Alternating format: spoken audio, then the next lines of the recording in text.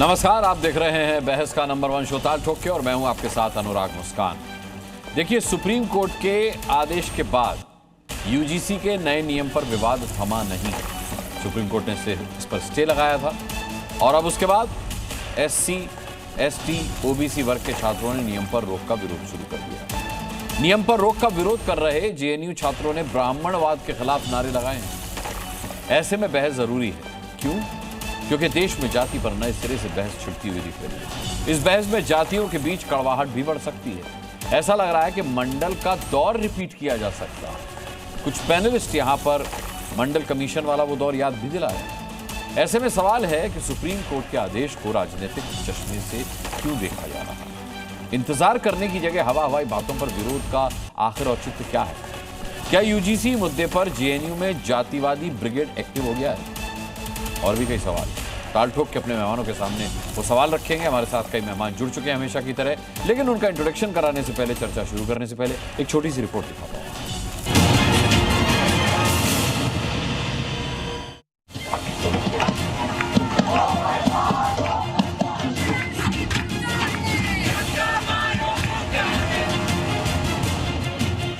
ये वामपंथी का इतिहास ही रहा है, तोड़ने का, मरोड़ने का। तोड़ मरोड़ के देश को बांटने का जो इतिहास रहा है, ये बेहद खतरनाक है। इस प्रकार के विरोध करने से ये छात्रों के बीच में भी एक तरीके का नफरत का माहौल पैदा करते हैं। ये जो पूरा प्रकरण है, तो ये देश को और जो एजुकेशनल इंस्टीट्यूशंस हैं उनको तोड़ने की पूरी साजिश है। यही वामपंथियों का ट्रेंड है, ये हमेशा से यही करते आते हैं। ये उसी कॉन्स्टिट्यूशन की दुहाई देते हैं जब इनके फेवर में कुछ फैसला आता है। जब उसी कॉन्स्टिट्यूशन को फॉलो करके इनके खिलाफ या इनके एजेंडा को सूट नहीं करने वाले कोई भी बात होती है तो उसके खिलाफ ये प्रदर्शन करते हैं। स्टे लगाया, बहुत सही किया, लेकिन सिर्फ स्टे से काम नहीं होगा, ये रोल बैक होना चाहिए। खुश हैं हम, जो स्टे लगा दिया गया, इससे अच्छी बात है। अब देखा आपने, अपनी अपनी ढपली, अपना अपना राग शुरू हो गया जेएनयू कैंपस में। मेहमानों का परिचय करा के चर्चा शुरू करता हूं। प्रोफेसर गंगा सहाय मीना हमारे साथ जेएनयू के प्रोफेसर रहेंगे। इसके अलावा प्रोफेसर सतीश प्रकाश, दलित चिंतक, राजनीतिक विश्लेषक यहाँ मेरे साथ मौजूद हैं स्टूडियो में। विनय मिश्रा हमारे साथ रहेंगे, आम आदमी पार्टी के प्रवक्ता। राज शेखावत हैं, अध्यक्ष क्षत्रिय करणी सेना के, वो हमारे साथ आज की डिबेट में रहेंगे।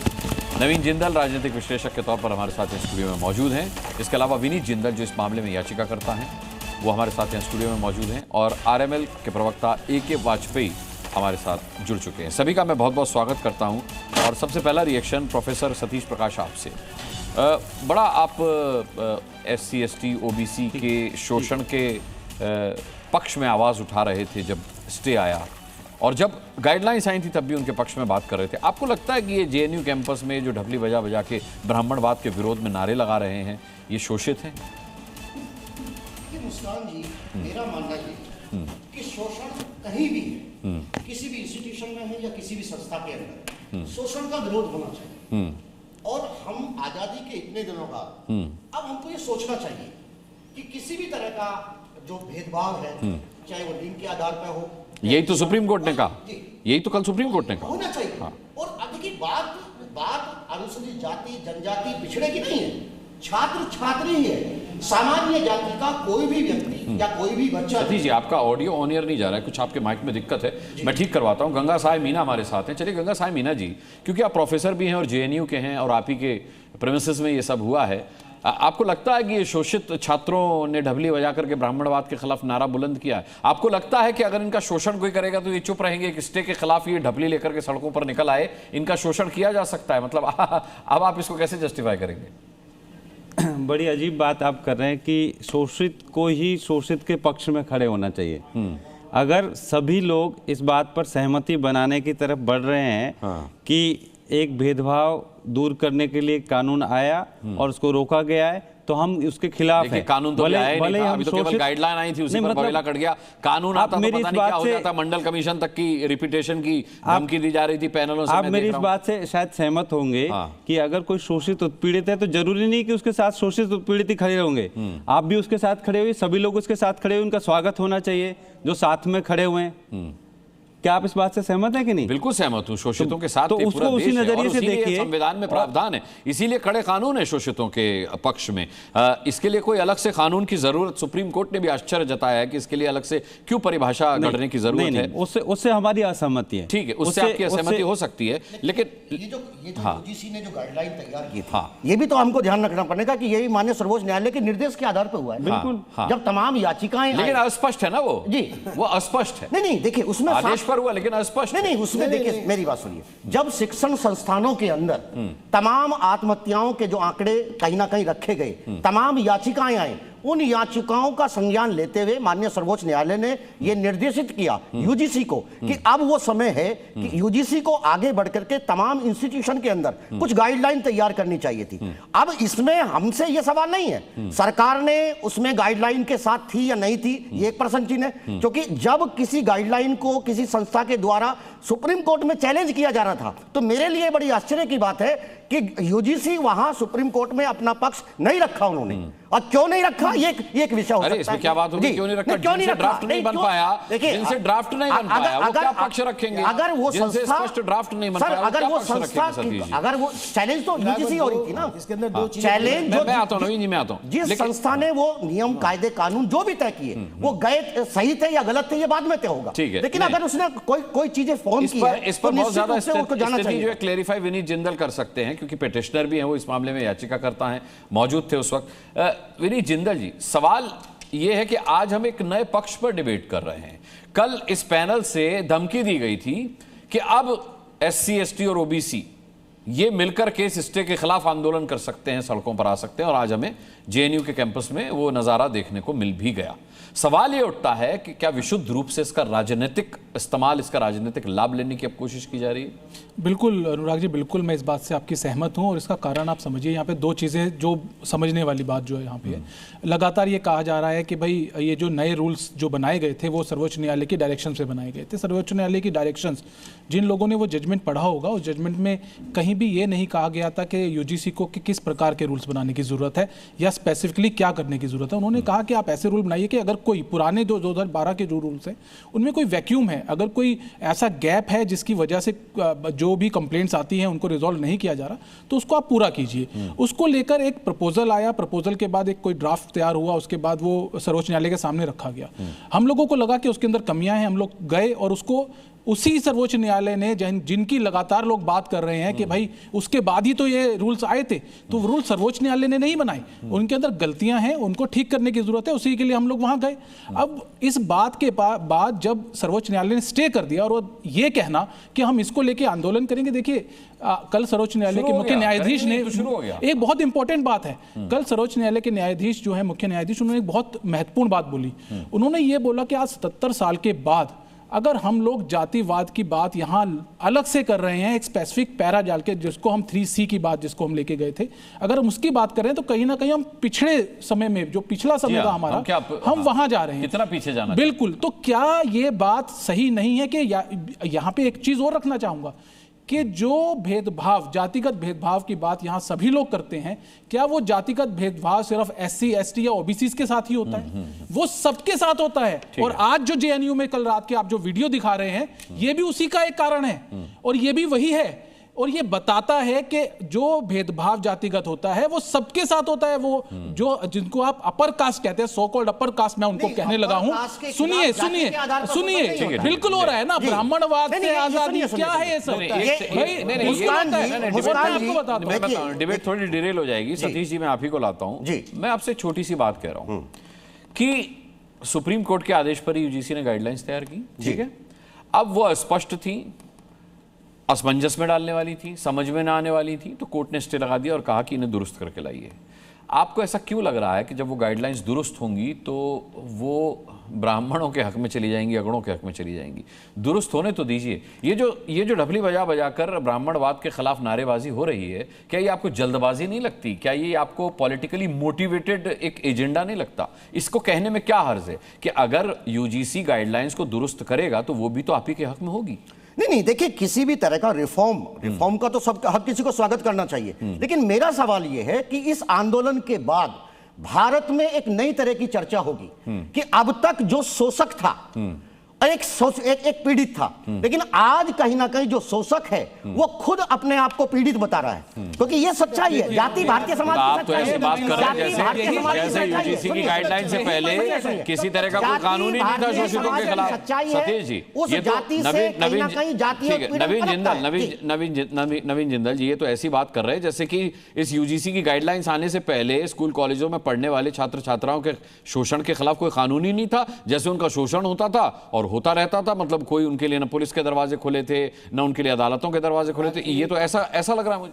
कानून तो सबके लिए सामान्य था लेकिन मैं फिर भी कहता हूं कि जो SC ST पिछड़े अति पिछड़े जितने लोग हैं उनको कभी आज तक उसका बेनिफिट नहीं मिला। लेने वाले कुछ ही लोग हैं, वही इसको बार बार जिंदा रखना चाहते हैं। जेएनयू के अंदर जो भारत तेरे टुकड़े होंगे नारे लगाने वाला जो वामपंथी दल का गुट है वही आज इसको लेकर के चल रहा है। और जेएनयू के हमारे प्रोफेसर कहते हैं कि नहीं, दूसरी जाति के लोग अगर सामने आते हैं तो क्या बुराई है, किसी को कोई आपत्ति नहीं है। लेकिन आप किसकी बात कर रहे हो? आप बात कर रहे हो कि एक सामान्य वर्ग का व्यक्ति वो पहले से मान लिया कि ये दोषी है। किस लिए भाई? छात्र अगर कोई भी है, कोई भी छात्र है जो पढ़ने के लिए जाए, किसी भी जाति का है, अगर उसके साथ रैगिंग होती है, गलत होता है तो उसको आवाज उठाना, उसको न्याय मिलना चाहिए, चाहे वो किसी भी जाति का हो। फिर इसमें जाति कहां से निकाल करके आ गई? आप जाति का जहर जो है क्यों विश्वविद्यालयों में डालना चाहते हो? और दूसरी बात, अभी आप कह रहे थे सर्वोच्च न्यायालय के निर्देश के ऊपर ये गाइडलाइन जारी हुई है, अब सर्वोच्च न्यायालय ने स्टे लगा दिया, तो फिर किस लिए विरोध कर रहे हो आप? या तो सर्वोच्च न्यायालय पे विश्वास करो या मत करो। अगर आपके पक्ष में निर्णय होगा तो सर्वोच्च न्यायालय की गाइडलाइन है, अगर आपके पक्ष में निर्णय नहीं होगा या आप उस पर कहीं दोबारा विचार आ जाए, सर्वोच्च न्यायालय पक्षपात कर रहा है, ये गलत है। ये एक राजनीतिक द्वेष के कारण वामपंथी दल की सोच जो हावी हो रही है वही ऐसा काम कर रही है। सवाल है मेरा आपसे, आप मुझे बताइए सतीश जी। सवाल है, हाँ, मेरे अंदर क्यूरियोसिटी है। हाँ, अगर बाई चांस पिछले 10 दिन से इस देश में जो माहौल बनाया जा रहा था और जिस तरह की बातें लोग कर रहे थे और जिस तरह की भाषा का प्रयोग हो रहा था, अगर माननीय सर्वोच्च न्यायालय, आप कल्पना कीजिए, अगर इस पे इस तरह की इसका रोक ना लगाते तो इस देश में जिस तरह का माहौल क्रिएट किया जा रहा था, दलितों के खिलाफ, पिछड़ों के खिलाफ, महिलाओं के खिलाफ, दिव्यांगजनों के खिलाफ, आप सुनिए, ये भी था। रोहित रमूला वाले केस में सर्वोच्च न्यायालय ने कहा था यूजीसी को गाइडलाइन बनाए, 2 साल तक जांच चली, उसमें पाया गया कि वो गलत था उसका केस। वो नहीं, सुनिए, रोहित रमूला गलत है। और दूसरी बात सुनिए, आप हेमंत तिवारी को क्यों भूल सकते हो? हेमंत तिवारी के परिवार के 4 लोग मर गए झूठे केस में बंद होकर के। यही तो है, यही झूठे केस में बंद करके। जो हुआ नहीं उसकी चिंता है, जो हो रहा है, जो पिछले अब वर्तमान में जो हो रहा है उसकी बात करो ना। जो झूठी शिकायत, नवीन जी हमारे बड़े अच्छे मित्र हैं, मेरी बात को सुनिए। अगर आप रोहित रमूला के केस को झूठा बताते हैं तो कहीं ना कहीं मानवता मारी जाती है। तो सर्वोच्च न्यायालय ने उसको क्यों छोड़ दिया? हेमंत तिवारी का केस सही था, गलत था? आप मेरी बात को सुनिए, कोर्ट ने उसको छोड़ा। उन परिवारों से पूछिए, उन 20 साल के बाद, और जिसने शिकायत अपने बच्चों को उसका कुछ नहीं हुआ, डॉक्टर बनाने के लिए भेजते हैं, शिकायत कराई ना, उनके घरों के ऊपर जब उसके डेड बॉडी पहुंचती है तो परिवारों को क्या होता है? घर बिक गया। नहीं, गलत है सर, गलत है। सबके सामने रोहित रमूला की हत्या, उसे मजबूर किया, किसने किया करने के लिए? क्या वो ऐसी था? हमको मालूम क्या वो ऐसी था? उसका सुसाइड नोट क्या पढ़ा आपने? एक मिनट सतीश जी, उसका सुसाइड नोट पढ़ा आपने? बिल्कुल। क्या लिखा था उसमें? कोई जिम्मेदार नहीं है मेरी मौत का। उसमें क्या लिखा था? उसमें किसी का नाम लिखा था? आदमी क्या कहता है ये? अरे भाई, अब आप मरते हुए लोगों पर रिसर्च करने बैठेंगे। उसने क्या क्या लिखा ये भी सुनिए ना। देखिए, ये झगड़ा वहां कैंपस के अंदर एक छोटी सी डॉक्यूमेंट्री को लेकर के हुआ। वो डॉक्यूमेंट्री कहीं ना कहीं बाबा साहब डॉक्टर भीमराव अंबेडकर जी के नाम पे थी। तमाम तथाकथित लोग के अंदर आग लगी। आज ये बाबा साहब भाई अगर बाबा भीमराव अम्बेडकर जी को हम भी मानते हैं, उनकी जयंती हम भी मनाते हैं, तो इसका मतलब हम विरोधी हो जाएंगे।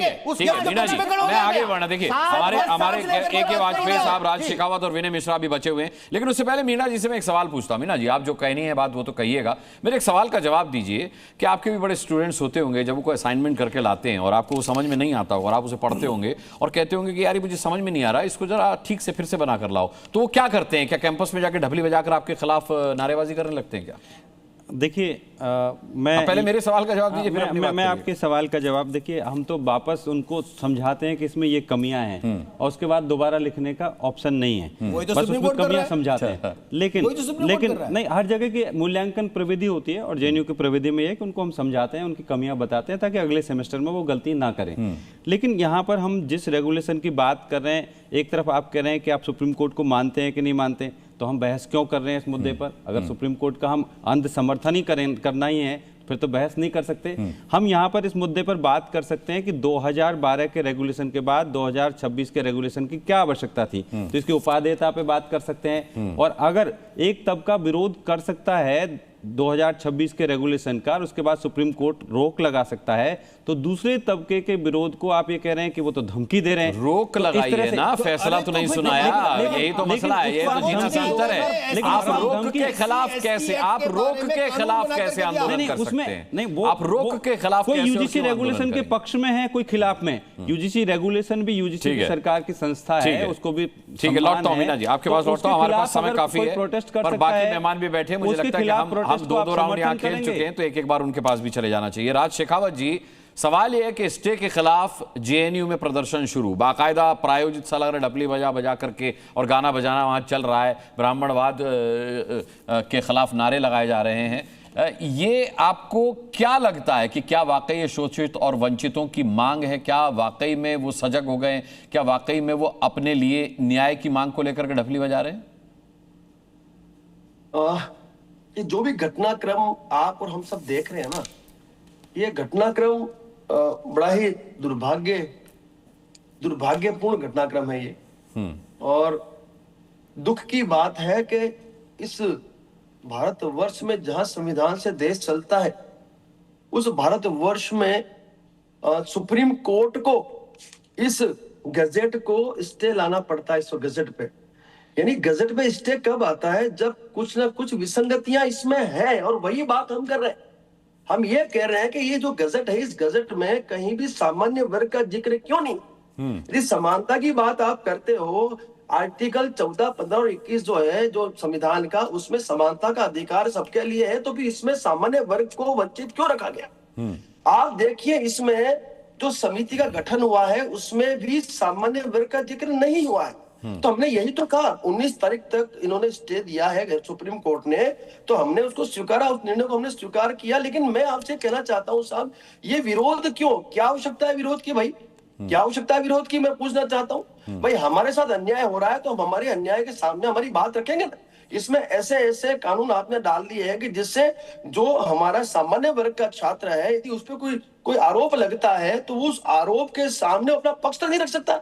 तो ऐसे जो निर्णय हुए, उस निर्णय का विरोध कर रहे हैं। हम ये कह रहे हैं कि इन निर्णयों पे पुनर्विचार होना चाहिए और जो भी विसंगतियां हैं वो दूर हो और रिवाइज आप गजट दे। हमने कहा मना किया है।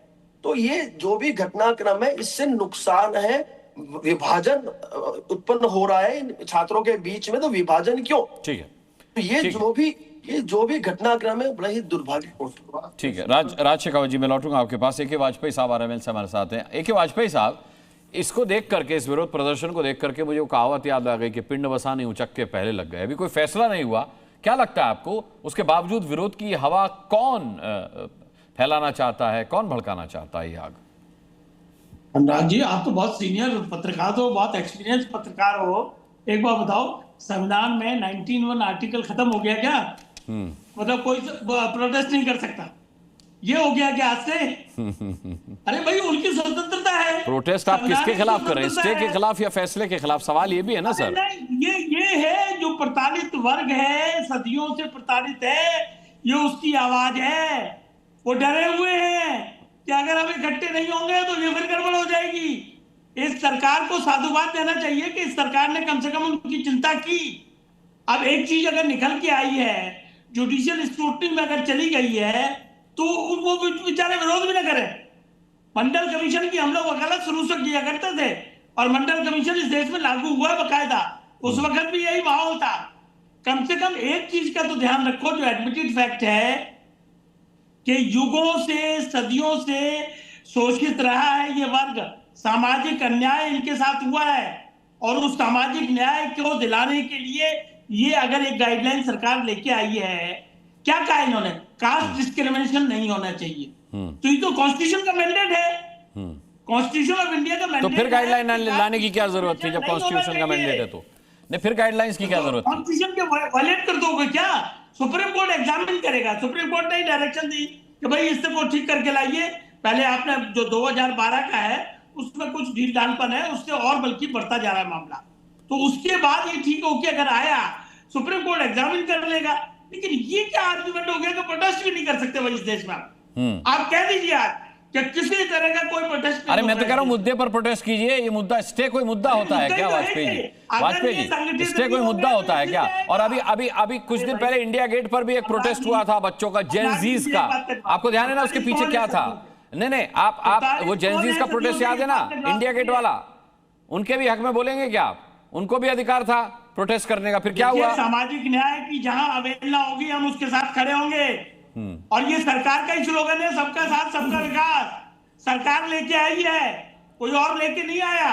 तो फिर अरे तो हम सरकार को साधुवाद में बार-बार कौन मना कर रहा है? फिर सुप्रीम कोर्ट ने संशोधन की भी तो बात कही है, स्पष्टता की भी तो बात कही है। कोई अस्पष्ट गाइडलाइंस कैसे लागू होने दी जाए? किसका? अच्छा एक बात बताइए, फिर जो इसके विरोध में प्रोटेस्ट हो रहा था उसको भी सही मानते हैं? सुनिए, इन गाइडलाइंस के विरोध में जो प्रोटेस्ट हो रहा था उसको भी सही मानते हैं फिर? अरे सुनिए ना वाजपेयी जी, आज मजा आ रहा मुझे आपसे बात करने में। अच्छा सुनिए तो सही, आप उस गाइडलाइंस के खिलाफ जो प्रोटेस्ट हो रहा था उसको भी सही मानते हैं फिर, जब स्टे के खिलाफ प्रोटेस्ट को सही मान रहे हैं? तो प्रोटेस्ट करने का अधिकार है, उनको भी है।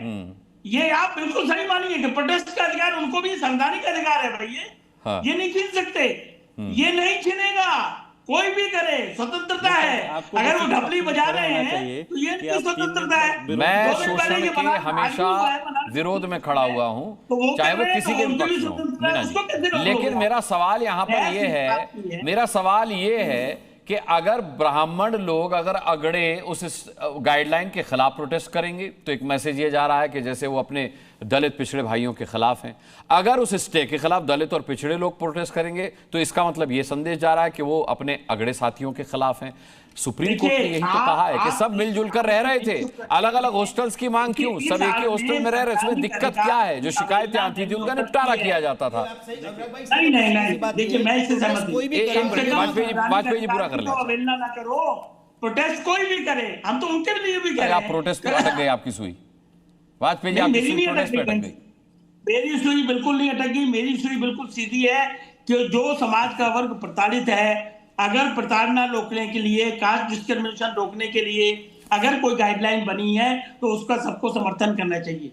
अगर उसमें कोई गड़बड़ी है तो सुप्रीम कोर्ट बैठा है, ठीक कर देगा। कहां सुप्रीम कोर्ट? अरे सुप्रीम कोर्ट बैठा है, वही सुप्रीम कोर्ट बैठा है, यही तो याद दिला रहा हूं मैं। उसी ने तो स्टे लगाया है, वही सुप्रीम कोर्ट तो बैठ के स्टे लगा रहा है। स्टे लगा दिया, स्टे खुल जाएगा। सरकार नवीन जिंदल कुछ कह रहे हैं। मैं ये कह रहा हूं कि सरकार भी यही चाहती है कि किसी भी वर्ग के खिलाफ कोई अन्याय ना हो, और इसलिए जो इसके अंदर त्रुटियां रह गई हैं, जो कमियां रह गई हैं, पहले से ही सवर्ण समाज को दोषी मान लिया है, वो ना माना जाए। सुप्रीम कोर्ट ने उस पर अगर स्टे लगाया है, उसके अंदर से सुप्रीम कोर्ट उसकी अपनी निगरानी में बात करना चाहता है, विषय रखना चाहता है, नई गाइडलाइन जारी करना चाहता है, तो आपत्ति क्यों होनी चाहिए? नहीं होनी चाहिए। हमने सर्वोच्च न्यायालय के फैसले पे किसी प्रकार का आरोप नहीं लगाया था। हमने ये कहा कि इस कमेटी के चेयर एक वामपंथी सोच है, कांग्रेस की एक विकृत मानसिकता है। दिग्विजय सिंह जिस कमेटी के चेयरमैन थे, उन्होंने जो रिकमेंडेशन करी वो गलत करी, और इसीलिए मैं बार बार कहता हूं कि आज जिस प्रकार से 70% लोगों को, हिंदुओं को बांटने की साजिश, सतीश भाई आपको अलग नहीं हो, आप हमारे ही हो, हम आपके हैं, लेकिन जिस प्रकार से एक सनातनियों को बांटने की साजिश कांग्रेस कर रही है, उसका हिस्सा मत बनिए आप। एक करके मत बनिए उसका अगर हिस्सा। यूजीसी, मैं आपको बार-बार ये कह रहा हूं, सर्वोच्च न्यायालय के कहने के बाद तो ये सेंसिटिव विषय था, तो फिर अगर यूजीसी सरकार तो वेट करो ना सर्वोच्च न्यायालय का, सरकार को उसी यूजीसी को था, कहे ना, सरकार टेम्परामेंट देखना चाहती थी, उसी यूजीसी सरकार को कहीं ना कहीं सर्वोच्च न्यायालय ने कहा है कि जो गाइडलाइन आपने जारी करी है इसके अंदर एक उसका समितियां लाभ हैं, लेना इस पर चाहती आपका थी। क्या कहना है? सरकार तो उसको को जारी लगा आने कि दीजिए ना। सरकार इसके ऊपर फंस रही है, अगर सरकार ये ने यूजीसी को देना है, सरकार को नहीं देना है। ठीक है, यूजीसी ने गाइडलाइन जारी करी है तो यूजीसी को आने दो, और यूजीसी जब ला करके देगा अपनी गाइडलाइन, समितियां बताएगा तो चर्चा हो जाएगी। तो इसमें इस देश के बौखलाने की जरूरत क्या है? इस देश के बहुजनों के भाई साथ इस धोखा देश है। के सनातनियों और को धोखा एक रहने इसलिए दो, भी है। अपनी इस राजनीति देश में का मत बांटिए आप। प्रधानमंत्री मैं बार-बार कह रहा हूं, जात, और अपना देश वर्ग, के अंदर अगर अपने आप को यूजीसी पिछड़ा को बताता हूं, सर्वोच्च न्यायालय ने माना ऐसे तो प्रधानमंत्री के कार्यकाल कोई में संबंध तो अगर इसका। पिछड़ों के साथ आज को अन्याय बनिया नहीं होगा, लगे, कल को के ब्राह्मण यही लगे, पिछड़े हैं। एससी लगे, उत्तर एससी लगे, प्रदेश क्यों? के अंदर 69 शिक्षक भर्ती होने थे, 20,000 आप फिर वही आपने खा लिए, कुछ नहीं खाया योगी किसी सरकार का, खा गई। सबको न्याय मिला। आप केंद्र यही सरकार ने कारण है पूछा। जिसके कारण ये आप देखिए बीएसपी सर, खत्म हो गई, 100% दावे के इसीलिए साथ, खत्म हो बिना गई। आंकड़ों की बात नहीं करूंगा। ठीक है। 20,000 पद जो अनुसूचित जाति जनजाति और पिछड़ों के थे, बार-बार योगी सरकार बाकायदा कहीं ना कहीं वो चोरी की है। चलना पड़ेगा। ठीक है, देखिए, एक कमेंट विनय मिश्रा से, एक मेहमान बचे हैं, मैं आता हूं, उनका भी एक कमेंट ले लूं। विनय मिश्रा आम आदमी पार्टी से हमारे साथ हैं। विनय मिश्रा जी, क्या आपको लगता है कि देश को एक बार फिर मंडल के दौर में ले जाने की कोशिश है, और अगर हाँ तो कौन ले जा रहा है? अनुराग जी, अभी थोड़ी देर पहले आपने बड़ी अच्छी बात कही थी कि इससे ये संदेश गया है कि अगड़ों को पिछड़ों से, पिछड़ों को अगड़ों से दिक्कत है। आप देखिए, भारतीय जनता पार्टी जब से इस देश में आई है, इस देश में सिर्फ इसने बांटने का काम किया है। मैं आपको एग्जांपल ले जाना चाहूंगा। आप हरियाणा देखिए, हरियाणा इन्होंने कैसे बांटा, जाट नॉन जाट करके, महाराष्ट्र में चाचा भतीजा को लड़ा के, दिल्ली में हिंदू मुसलमान करके। तो इनकी आपसे यूजीसी के बारे में पूछा है, जिसकी जानकारी नहीं है आपके पास। नवीन जी एक मिनट आते हैं, लेकिन मतलब बात तो काटी करेंगे, चाचा भतीजे में चले मुद्दे पर आ जाए। विनय जी मुद्दे पर आ जाए, मुझे लगता है वो आ रहे हैं, मुद्दे पर ही आ रहे हैं। नवीन जी, मैं बहुत अच्छे से आपको जानता हूं, और हमारा राजनीति करना इस चीज का। तो आप जब राजनीतिक विश्लेषक बन के आए, तो आप राजनीतिक विश्लेषक बने किसी पार्टी के पत्र। अरे पार्टी की बात नहीं कर रहे, लेकिन आप बात किसकी कर रहे हैं? तो बता दो भाई। अच्छा बोले, पंजाब के बारे में बताओ, पंजाब की स्थिति क्या कर रखी है आपने? आप अगर बीजेपी का सही होते हैं, आज क्यों नहीं स्पोक्स पर्सन आज यहाँ है? हर मुद्दे पे उनको कूदने की आदत है। आज क्यों नहीं उनके स्पोक्स पर्सन? क्योंकि उनको पता है कि इस देश को वो 70 साल, इतने साल जिस विसंगति से ये देश लड़ता हुआ आया है। आप क्या कह रहे हो कि जो स्वर्ण समाज के लोग हैं वो सही है, या दूसरे समाज के? किसकी बात कर रहे हैं आप? देखिए, मैंने जब सुप्रीम कोर्ट ने कह दिया कि ये जो है देश को वापस ले जा रहा है, पिछले जिस विसंगति से ये देश लड़ता हुआ आ रहा है, जब सुप्रीम कोर्ट ने कह दिया, तो हम और आप ये कहने वाले कौन होते हैं? जब देश की सर्वोच्च पंचायत सुप्रीम कोर्ट ने कहा सबसे भ्रष्ट आम आदमी पार्टी, अरे नहीं, उसकी तो बात सुन नहीं रहे आप। इस मुद्दे पर रहते, मुद्दे पर रहते, मुद्दे पर रहते, मुद्दे पर रहते, मुद्दे पर रहते, मुद्दे पर रहते। एक मिनट पंजाब को नशे की पट्टी बना दिया। विनय मिश्रा जी, जो सुप्रीम कोर्ट की जिस टिप्पणी की आप बात कर रहे हैं, वो उसने यूजीसी की गाइडलाइंस के खिलाफ दी है। एक मिनट, वो गाइडलाइंस के खिलाफ दी है, स्टे लगाते हुए कहा है कि आप देश को क्यों पीछे ले जाना चाहते हैं? देखिए, आम आदमी पार्टी यही कह रही है कि देश को पीछे ले जाने की जरूरत नहीं है, देश को बांटने की जरूरत नहीं है, देश को आज संपूर्ण विकास करने के लिए सब जाति को साथ लेने की जरूरत है, ना कि आपस में बांटने की। और अनुराग जी, भी आपने खुद ही संदेश दिया था कि इससे इस यूजीसी गाइडलाइन से संदेश गया है कि अगले पिछड़ों से। और देखिए, जब से ये गाइडलाइन ले गए हैं, तब से हर जगह प्रदर्शन हो रहा है, कोई किसी जाति के खिलाफ कर रहा है, कोई किसी जाति के खिलाफ कर रहा है। ये देश ऐसे नहीं चलेगा। देश को आगे बढ़ाने के लिए सबको साथ लेके आगे चलना पड़ेगा। भाई, मेरे सवाल का आपने जवाब नहीं दिया कि इस देश को मंडल के दौर में कौन लेके जाना चाहता है? दिख रहा है भारतीय जनता पार्टी ले जाना चाहती है, सामने आपके। ये मंडल का, ये तो हिंदुओं के सबसे बड़ी दुश्मन है। मणिकर्णिका के घाट के मूर्ति तोड़ती है। अब हिंदुओं का दुश्मन हमें, ये हिंदुओं के पक्ष में है। सरकार पर निशाना साधने का सरकार पर निशाना साधने का मौका नहीं छोड़ते। सरकार अपने आप निशाने पर है। यूजीसी गाइडलाइंस के बाद सरकार अपने आप अगड़ों के निशाने पर है। आपको कुछ करना ही नहीं है उसमें। केजरीवाल कहते बताइए, ये हिंदुओं की बात करेंगे। नहीं, अभी यहां पर राजनीति मत कीजिए विनय जी, राजनीति मत कीजिए विनय मिश्रा जी। सरकार तो ऑलरेडी निशाने पर है, सरकार तो ऑलरेडी घिरी हुई है गाइडलाइंस को लेकर के। अब इसमें आप सरकार को दोष दे करके और सरकार को एक्स्ट्रा क्यों घेर रहे हो? तो पहले से घिरी हुई है।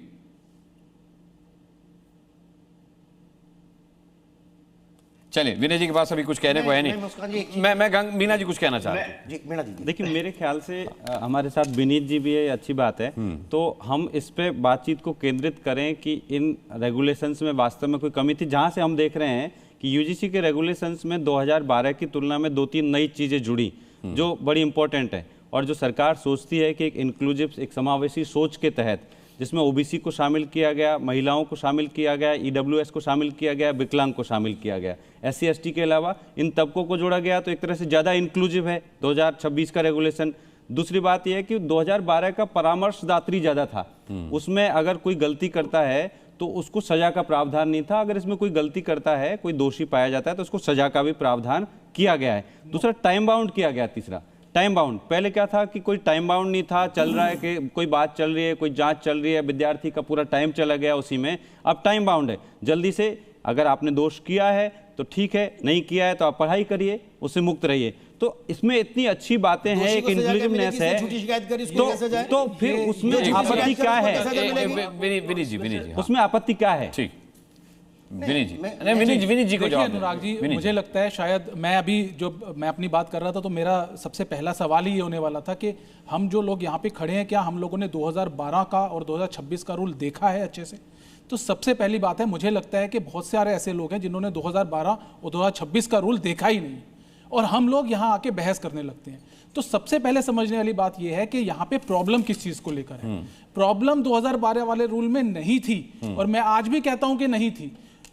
कारण क्या है? जो ज्यादा समावेशी की यहाँ बातें की जा रही हैं वो ज्यादा समावेशी नहीं है। यहाँ पे प्रॉब्लम यह है कि बाकी सबको इंक्लूड करके एक पक्ष को बिल्कुल छोड़ दिया गया, जो कि सेक्शन 3C के अंदर किया गया।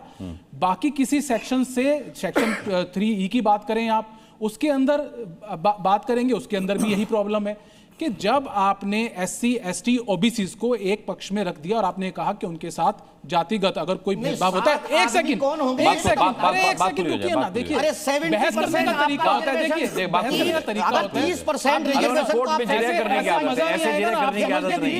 जनता को बात छूट जाएगी भाई। अरे सतीश जी, उन्हें कोर्ट में जिरह करने का डिसिप्लिन, हाँ वो आइएगा, आराम से करेंगे कोर्ट में।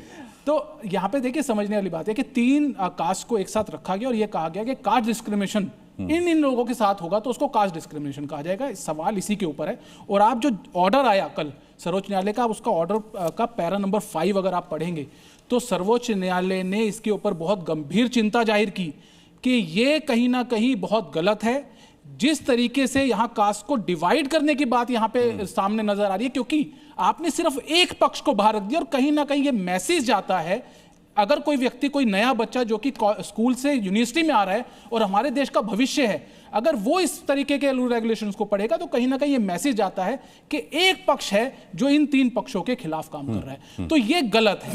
इस तरीके की सोच यहां नजर आती है और मुझे लगता है इसको करेक्ट करने की जरूरत है। हम लोग आगे बढ़ने की बात करें, संविधान के अंदर पूरे प्रोविजन दिए गए हैं। अगर SC ST कम्युनिटीज की आप बात करें, प्रोटेक्शन है, 2012 के रूल में भी थी, लेकिन यहां पे अगर कुछ गलतियां हैं तो उनको ठीक करने की बात तो मुझे नहीं समझ आ रहा, मुझे समझ नहीं आ रहा। सतीश जी, मेरा एक सवाल है, अगर इसमें सभी जाति के बच्चे हों, दूसरी सारे के सारे हों, कि किसी भी छात्र के साथ, छात्रा के साथ कोई भी हो, अगर गलत होता है तो सजा मिले, तो आपको क्या आपत्ति है? नहीं, आप सुनिए, अरे मेरी बात का जवाब दो ना भाई। आप मेरी बात सुनेंगे? आप सतीश जी मेरे सवाल का जवाब दीजिए।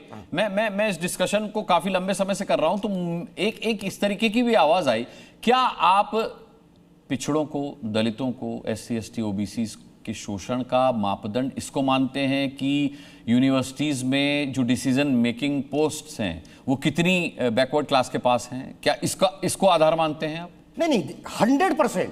देखिए, जो हमारे एजुकेशन, कितने VC हैं यूनिवर्सिटीज में दलित, सर, इसको आधार मानते हैं? हम केंद्रीय विद्यालय में देखते हैं आज भी, आजाद भारत में एक वाइस चांसलर दलित होता है। आप उसकी बात अलग करो ना। सुनिए, मुस्कान जी, मैं ये पूछ रहा हूं कि अगर एक दलित वाइस चांसलर है तो क्या ये दलितों का शोषण है? आप ऐसा मानते हैं?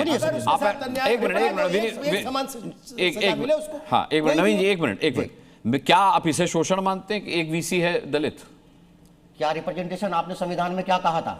इस देश के जब टुकड़े हो रहे थे और हिंदू और मुसलमान इस देश के टुकड़े कर रहे थे, बाबा साहब डॉक्टर भीमराव अंबेडकर जी ने, आप देखिए 3 गोलमेज सम्मेलन में बाबा साहब को 2 वोट का अधिकार मिला था। उन्हीं बाबा साहब डॉक्टर भीमराव अंबेडकर जी ने कहा कि मैं इस देश के हालात ऐसे नहीं है, और बाकायदा उन्होंने वो राइट छोड़ा।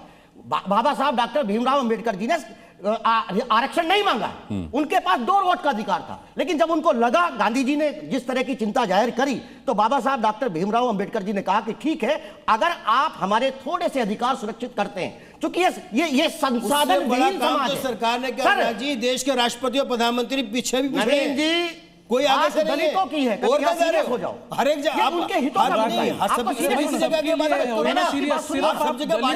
क्यों कर रहे हैं? अब यही तो लगता है ना आपको अच्छा लगे। सुनिए ना मुस्कान जी, बोलिए, जब तक आरक्षण के दायरे में सामान्य नहीं था, तब तक इनको आरक्षण भीख लगती थी। जब इन्होंने अपनी गरीबी मिटाने के लिए आरक्षण का जो फायदा लेते हैं वो गरीब और पिछड़ों को, अति पिछड़ों को मिलता है सतीश जी। अब आपको आज भी वही है, एक ही परिवार बार बार उसका फायदा लेता है, लगता है कि बाकी किसी को नहीं मिलता। आप तय करो ना, जिसने एक बार लिया, मेरा मानना यह है, देखिए सर, एक छोटी सी तय करो ना, गंभीरतापूर्वक बात कहता हूं, बता दीजिए। इस पूरी डिबेट से इस देश में एक नई बहस की शुरुआत होनी चाहिए। ठीक है, वो चाहे सामान्य वर्ग का बच्चा हो या कोई भी हो। इस देश के तमाम संस्थानों में, पुलिस में, हरियाणा में पूरण सिंह आत्महत्या करते हैं, आईपीएस तो उसका रीजन क्या था? क्या उसका रीजन एससी था? क्या था? क्या था? शोषण था ना। अरे भैया, अरे डीजीपी अरे ने क्या तो किया? हर आदमी, मतलब अरे देखिए, मैं अच्छा डीजीपी को पहुंचाया था योग्यता के अनुसार, देखो किसी भी तरह की प्रताड़ना शोषण ही है। नवीन जिंदल जी, किसी भी तरह की प्रताड़ना शोषण ही है, किसी भी तरह की प्रताड़ना शोषण ही है, शोषण की कैटेगरी। हर जगह आईपीएस आज जो है प्रताड़ना का सामान्य वर्ग कहता है, मैं 90% नंबर ला करके एडमिशन नहीं पाता हूँ और 40% वाला एडमिशन ले लेता है, तो वो प्रताड़ना नहीं हुई क्या? वो प्रताड़ना नहीं हुई। 95% बच्चा 95% नंबर लाने वाला एडमिशन नहीं मिलता और 40% को मिलता है, तो प्रताड़ना किसकी हुई? मानते हैं, सही मानते हैं, किसकी प्रताड़ना हुई? पूरण सिंह। नवीन जिंदल का पॉइंट ले लीजिए सतीश जी, नवीन जिंदल साहब का पॉइंट ले लीजिए, उस पर जवाब दीजिए। मुझे बताओ ना, 95% नंबर लाने के बाद सामान्य वर्ग के बच्चे को एडमिशन नहीं मिलता, 40% को मिलता है। आपको किसके साथ प्रताड़ना करनी है? ये पुराने जमाने की बात छोड़ो, अरे इसी जमाने की बात कर रहा हूं मैं। देश का दलित, अरे देश के दलित को आप तय करो ना, जिसने एक बार बेनिफिट दिया है, नहीं मिलेगा तो दोबारा नहीं मिलेगा। माना कि हमारे मकानों हर गरीब को, हर दलित को न्याय मिलेगा। आप तय करो ना, आप क्यों नहीं मांग उठाते? आप कोई मांग कि जो एक बार बेनिफिट मिलेगा दोबारा उसका परिवार के सदस्य बेनिफिट मिलेगा, लेकिन एक ही परिवार बार बार वही बेनिफिट लेता है, क्यों लेगा? बिल्कुल नहीं छोड़ेंगे। तो फिर करो ना, फिर ये कौन सी एक मिनट बड़ी बात कह दी, बड़ी बात कह दी विनीत जिंदल जी, क्या अब तक दलित इस देश की व्यवस्था में शामिल नहीं थे? क्या अब तक वो इस देश के लोगों में शामिल नहीं थे? ये तो बड़ी बात कह दी।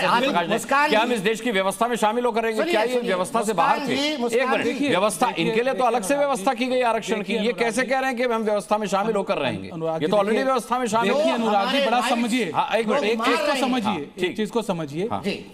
आज जो आरक्षण की बात अगर आप यहाँ करते हैं, तो आरक्षण देने से किसी ने कभी भी मना नहीं किया, आरक्षण लीजिए। लेकिन जिनको किसको मिला नहीं? अरे किसको नहीं मिला भाई? कमाल कर रहे हैं। आप देखिए, अरे भैया, अरे हमने थोड़ा देना, संविधान ने दिया भाई, संविधान ने दिया। आपको नहीं मिला, जाइए सर्वोच्च न्यायालय। हम गए ना, हमने लिया ना, अगस्त से लेना था, तो आप जाइए सर्वोच्च न्यायालय। अगर नहीं मिला तो देखिए, ये सिर्फ बोलने की बात नहीं है, इनकी नीयत से आरक्षण नहीं मिल रहा, बड़ा संविधान के प्रावधान से मिल रहा है। यस, किसी के कहने से नहीं मिल रहा है, संविधान में प्रावधान है। और अगर आपको लगता है कहीं नहीं मिला, तो सर्वोच्च न्यायालय खुला है, आप जाइए लीजिए, किसने मना किया? लेकिन आपको पता है कि अगर आप सर्वोच्च न्यायालय में जाएंगे और इस बात को बोलेंगे, तो उस बात का जो कच्चा चिट्ठा आपका है कि कैसे उस आरक्षण का मिसयूज किया जा रहा है, वो मामला खुलेगा। अब बात है इंक्लूसिवनेस की। देखिए अनुराग जी, मैं बहुत गंभीरता के साथ बोलूंगा, एक बहुत गंभीरता के साथ बोलूंगा। एक देश के अंदर, इस देश के अंदर चाहे बच्चा कोई भी हो, चाहे व्यक्ति कोई भी हो, चाहे वो एसटी, एसटी, ओबीसी, जर्नल, सबको समान रूप से इस देश में रहने का, जीने का, पढ़ने का अधिकार है। और अगर किसी व्यक्ति से वो अधिकार छीना जाता है, चाहे वो कोई भी हो, चाहे वो एसटी हो, ओबीसी हो, वो गलत है और संविधान उसकी इजाजत नहीं देता। मीना जी की भी बात आ जाए। हाँ, एक अंतिम बात ये कहना चाहता हूँ कि जैसे विनीत जी ने कहा, बड़ी महत्वपूर्ण बात कही कि सबको जीने का अधिकार है। तो सबको असहमति व्यक्त करने का भी अधिकार है। जैसे यूजीसी रेगुलेशन के खिलाफ आंदोलन हुए, वो आंदोलनों को एक लोकतांत्रिक जगह मिली। ऐसे ही जो इस सुप्रीम कोर्ट की रोक के खिलाफ में भी अगर आंदोलन होते हैं, उनको भी पॉजिटिव निगाह से देखा जाना चाहिए। आंदोलनों का स्वागत है, जरूरी अभियानों का स्वागत है, आंदोलनों का स्वागत है, लेकिन बड़ी अच्छी बात आपने कही कि सहमति होनी चाहिए। लेकिन आंदोलन में शामिल लोगों से बस मेरी इतनी अपील है कि मोहरा बन के आंदोलन मत कीजिए। किसी ने अगर आपको मोहरा बना करके अपनी राजनीतिक मंशा साधने के लिए, स्वार्थ सिद्धि के लिए ढपली हाथ में दे दिए तो उसे मत बजाइए। वो आपकी मांग की, आपके हक की ढपली नहीं है, वो ढपली है राजनीतिक मंशा की ढपली। आप जो ढपली बजा रहे हैं तो जरा देखिए, क्योंकि अभी पिंड बसा नहीं है तो उचक्कों का भी यहाँ पर कोई काम नहीं है। ये कहावत है, इसमें मैं किसी को उचक्का कह नहीं रहा, मैं खुद कह रहा हूं कि मैं इस देश में किसी भी वर्ग के साथ अगर शोषण हो रहा है तो उसके खिलाफ हूं और उस व्यक्ति के साथ खड़ा हुआ हूं, फिर चाहे वो किसी भी वर्ग से आए, किसी भी जाति, किसी भी समुदाय से आए। इसी नोट के साथ बहुत बहुत धन्यवाद करना चाहेंगे सभी पैनलिस्ट का आज की डिबेट में शामिल होने के लिए। सभी दर्शकों का भी ताल ठोक के देखने के लिए बहुत बहुत धन्यवाद। अगली मुलाकात तक के लिए अपना बहुत बहुत ख्याल रखिएगा। मुझे अभी के लिए इजाजत दीजिए। नमस्कार।